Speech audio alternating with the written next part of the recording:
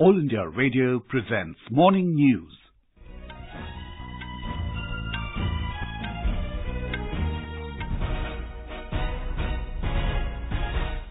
Good morning. I'm Sanjay Mattu. The headlines. Prime Minister Narendra Modi to interact with health workers and beneficiaries via video conference this morning to boost Poshan Abhiyan. Bombay High Court upholds discharge of former Gujarat ATS chief DG Vanzara in the alleged Sohrabuddin fake encounter case. 2 terrorists killed in an encounter with security forces in Kupwara district of Jammu and Kashmir. Election Commission team to arrive in Hyderabad today to assess ground situation for holding assembly elections in Telangana. US tells Pakistan that their bilateral ties would depend upon Islamabad's actions against terror groups operating from its soil. And in cricket, India's struggle against England in the 5th and final test at Oval in London.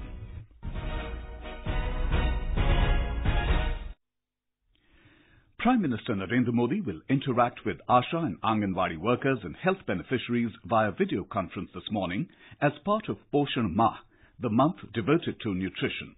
The month of September is being celebrated as Poshan Mah with an aim to reach every household in the country to educate them about the importance of optimum nutrition. Here's more from our correspondent. Key features of this program is mobilization of communities across the country and get people's participation in addressing various aspects of the nutritional challenges. Through Poshan Mah, government aims to create awareness on how families can access government services to eliminate malnutrition from their children and pregnant and lactating mothers. The initiative will further strengthen the objectives of Poshan Abhiyan, the national nutrition mission set up by the government last November. Under Poshan Abhiyan, the government has fixed targets to reduce stunting, undernutrition, anemia among young children, women and adolescent girls, and reduce low birth weight by 2 to 3% for each per annum. Ashish, AIR News, Delhi. The Bombay High Court has upheld a lower court's judgment granting discharge to former Gujarat ATS chief DG Vanzara and 4 other officers from the Rajasthan and Gujarat police in the alleged Sohrabuddin Sheikh fake encounter case. The court dismissed the pleas filed by Sohrabuddin Sheikh's brother Rubabuddin and the Central Bureau of Investigation challenging their discharge, saying they were devoid of merit. Justice A.M. Badar also granted discharge to Gujarat police officer Vipul Agarwal, a co-accused in the case related to the 2005-2006 encounter of Sohrabuddin Sheikh, his wife Kausar-B and their aide Tulsiram Prajapati. More from our correspondent. The officers who now stand discharged in the Sohrabuddin encounter case are DG Vanzara, Rajkumar Pandian, N.K. Amin and Vipul Agarwal of Gujarat Police and Dinesh M.N. and Dalpat Singh Rathod of Rajasthan Police. In his verdict, Justice A.M. Badar held that trial court was justified in discharging the officials for want of evidence and absence of any material. Justice Badar took note of the defense arguments, claiming that CBI had planted evidence and fabricated facts to suit its case. He also noted that the prosecuting agencies had failed to get prior government sanction before charging most of the officers concerned in the case. P.T. Jain, AR News, Mumbai. In Jammu and Kashmir, 2 terrorists were killed in an encounter with security forces at Galura Langate in Handwara area of Kupwara district early this morning. The encounter broke out after security forces launched a counter-terror operation following specific inputs about the presence of terrorists in the area. We spoke to State Director General of Police Dilbag Singh for the latest update on the encounter. आज एक specific information based operation है और ये जो 2 militant हैं ये दोनों ही लश्कर-ए-तौबा से संबंधित हैं। किसी एक रिलीज्ड मिलिटेंट के घर में पनाह लेकर के थे और देर रात से इतला मिलने के साथ ही ये ऑपरेशन शुरू हुआ था और अब ये ऑपरेशन लगभग खत्म हो चुका है। Road Transport and Highways Minister Nitin Gadkari and Uttar Pradesh Chief Minister Yogi Adityanath will lay the foundation stone of the Delhi-Saharanpur Highway in Baghpat today. The 154-kilometre long national highway will be developed in 3 phases.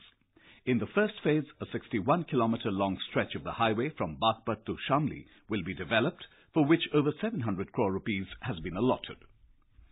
This is All India Radio giving you the news. For quick news updates round the clock, follow us on our Twitter handle @AIR News Alerts. An Election Commission of India or ECI team will arrive in Hyderabad today to assess the ground situation for the smooth conduct of assembly elections in Telangana. The team, headed by Deputy Election Commissioner Umesh Sinha, will be meeting leaders of all political parties and officials from the Transport, Excise and Income Tax departments separately today. Tomorrow, the ECI team will hold a meeting with all the district collectors, superintendents of police and other officials concerned and gather information on the prevailing ground situation, voters' list, EVMs, VVPATs and polling and police personnel required for the elections. Yesterday, State Chief Electoral Officer of Telangana, Rajat Kumar, met Chief Election Commissioner O.P. Rawat and other ECI officials in Delhi and discussed various election-related issues. Union Road Transport Minister Nitin Gadkari has said that Chhattisgarh has immense potential for production of biofuel, which will create job opportunities for farmers, tribals and forest dwellers. Addressing a gathering at Charoda in Durg district of the state yesterday, he said use of alternative fuels will cut down our dependence on petrol and diesel. Mr. Gadkari laid the foundation stones of dedicated total of 8 construction works worth 4,251 crore rupees, including 4 flyovers between Raipur and Durg. Mr. Gadkari said, jatropha का तेल निकालकर अब हम हवाई जहाज उड़ा सकते हैं। छत्तीसगढ़ में जट्रोफा है, रतनजोत है, मोह है, साल है, करंज है। हमारे वनवासी तेल निकालेंगे और रायपुर, बिलासपुर, दुर्ग में फैक्ट्री लगेगी और हवाई जहाज चलने वाली बायोफ्यूल यहाँ निर्माण होगी और हमारे वनवासी बंधुओं को करोड़ रुपए की कमाई होगी और उनको रोजगार मिलेगा। The Union Petroleum Ministry is setting up 5 ethanol plants where the fuel will be produced from paddy straw, wheat straw, bamboo and sugarcane. On the concluding day of the 2-day conference on good governance in Bhopal, experts will discuss various ways for overall development of aspirational districts today. The central government's Department of Administrative Reforms and the Madhya Pradesh government are jointly organizing the conference with a focus on aspirational districts. Delegates of 12 states and 2 union territories, including Madhya Pradesh, Rajasthan, Bihar, Chhattisgarh, Gujarat, Punjab, Haryana and Jharkhand, are participating in the conference. More from our correspondent. During the day-long session on first day, experts expressed that the agriculture and education sectors cover a major portion of the population. There is a need to make a work plan and implement it in accordance with the local needs so that the benefits of the schemes of both these areas reach the lowest level. Experts also suggested that technology can be used in both these areas so that the benefits of good governance-based schemes can reach out to the far-flung areas of the country. Sanjeev Sharma, AIR News, Bhopal. The central government's Pradhan Mantri Jan Aushadhi Yojana is making healthcare affordable and encouraging ease of living. In Uttar Pradesh, this scheme has been of great help to the common people. Here's a ground report from our Lucknow correspondent.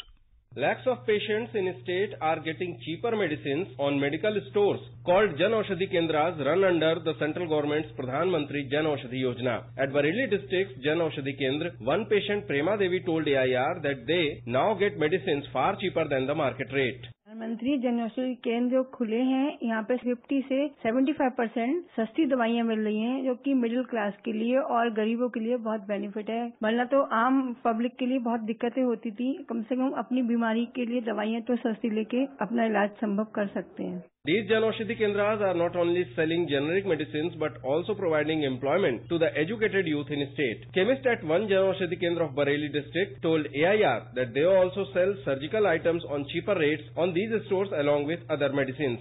मेरा नाम लालित वशिष्ठ है। मैं पिछले 1.5 साल से भारतीय Jan Aushadhi store चला रहा हूँ। करीब हमारे पास 1500 सॉल्ट हैं, इंजेक्शन, सर्जिकल आइटम्स, ग्लूकोमीटर, ये सारे आइटम अवेलेबल हैं। ORS अवेलेबल है। इससे करीब अभी तक लाखों लोग बरेली में मेरे स्टोर से जुड़ चुके हैं जो इन दवाइयों का लाभ उठा रहे हैं। More than 500 such Jan Aushadhi Kendras running in the state are ensuring availability of quality and affordable health service to the poorest of poor. Sushil Chandra Tiwari, AIR News, Lucknow. Lok Janshakti Party President and Union Minister Ramvilas Paswan has demanded a stringent law to ban manual scavenging. In a tweet, Mr. Paswan termed the death of 5 people while cleaning a sewage treatment plant in New Delhi as shameful and inhuman. Mr. Paswan also said such a law should have provisions of a 10-year jail term and 50 lakh rupees fine, and it should be invoked against contractors using labourers for manual scavenging. 5 people died on Sunday due to asphyxiation after they entered a sewage treatment plant in West Delhi's Moti Nagar area. Meanwhile, the National Human Rights Commission, NHRC, has issued notices to the Chief Secretary of Delhi and the Delhi Police Commissioner. Taking suo motu cognizance over the deaths, the Commission has sought a detailed report within 4 weeks. The United States has told the new government in Pakistan that the nature and quality of their bilateral relationship would depend on actions taken by Islamabad against terrorist groups operating from its soil. This message was delivered by the Secretary of State, Mike Pompeo, to the new leadership of Pakistan during his recent visit to Islamabad, a senior Trump administration official said. Alice Wells, Principal Deputy Assistant Secretary of State for South and Central Asia, said the U.S. believes that decisive and sustained steps are necessary to provide the appropriate incentive to convince the Taliban to go to the negotiating table. President Donald Trump has previously accused Pakistan of deceiving the U.S. while receiving billions of dollars. In January, the U.S. government announced it's cutting almost all security aid to the country. The third meeting of Joint Working Group on Political and Security Cooperation between India and Afghanistan was held in Kabul yesterday. Deputy Foreign Minister of Afghanistan, Hikmat Khalil Karzai, and Foreign Secretary Vijay Gokhale co-chaired the meeting. A joint statement issued after the meeting said that the outcomes of the first and second meetings of the Joint Working Group on Political and Security Cooperation were reviewed and assessed positively. India was struggling at 58-3 against England in their second innings in the face of the 464-run target in the fifth and final cricket test at the Oval in London. The hosts declared their second innings at 423 for 8 yesterday. In reply, India lost 3 early wickets in the form of Cheteshwar Pujara, Virat Kohli and Shikhar Dhawan. The visitors either have to score 406 runs to win the test or have to play the entire day today for a draw. At one point, India were 2 for 3, but thanks to the 56-run partnership between KL Rahul and Ajinkya Rahane, the Indian innings steadied. England have already taken an unassailable 3-1 lead in the 5-match series. And now for a look at today's newspapers. For the major stories, it's over to Sara Mujtaba. Thank you, Sanjay. The Bharat Bandh, called by the Congress against rising fuel prices and supported by 21 parties, dominates front-page headlines. The Asian Age reports, mixed response to Bharat Bandh. Life hit in 4-5 states, some violence erupts. Little impact in rest of India. On the question of rising fuel prices, the Times of India writes, fuel tax cut unlikely as centre projects 30,000 crore rupee revenue hit. The Delhi High Court order in an income tax case pertaining to the tax assessments of Rahul Gandhi and Sonia Gandhi for 2011 and 12 is widely covered in the press. The Hindu observes, HC rejects plea of Rahul, Sonia Gandhi in IT case. They had challenged reopening of their tax assessments. All the papers take note of the appeal made by the CBI judge hearing the Babri Masjid demolition case regarding his promotion. The Tribune writes, Babri judge moves Supreme Court, says promotion stuck, told to file report on how he plans to complete trial by April 19, 2019, when 2-year deadline ends. Political developments in Jammu and Kashmir ahead of the forthcoming local elections in the state are noticed in all the papers. After national conference, PDP too decides to boycott local polls in J&K, reports the Indian Express. The Times of India cites the Financial Times as it writes that there is fresh thinking in Pakistan regarding the multi-billion-dollar China-Pakistan Economic Corridor or CPEC. The paper reports, Pak rethinking CPEC deal over unfair benefits to Chinese firms. And finally, a believe it or not story about how a top literary prize worth £21,000 was decided. The Asian Age writes, 1976 Booker Prize was decided by coin toss. And with that, it's back to you, Sanjay. Thank you, Sarah. That was a look at today's newspapers. And now, before we end the bulletin, the headlines once again. Prime Minister Narendra Modi to interact with health workers and beneficiaries via video conference this morning to boost Poshan Abhiyan. Bombay High Court upholds discharge of former Gujarat ATS chief DG Vanzara in the alleged Sohrabuddin fake encounter case. 2 terrorists killed in an encounter with security forces in Kupwara district of Jammu and Kashmir.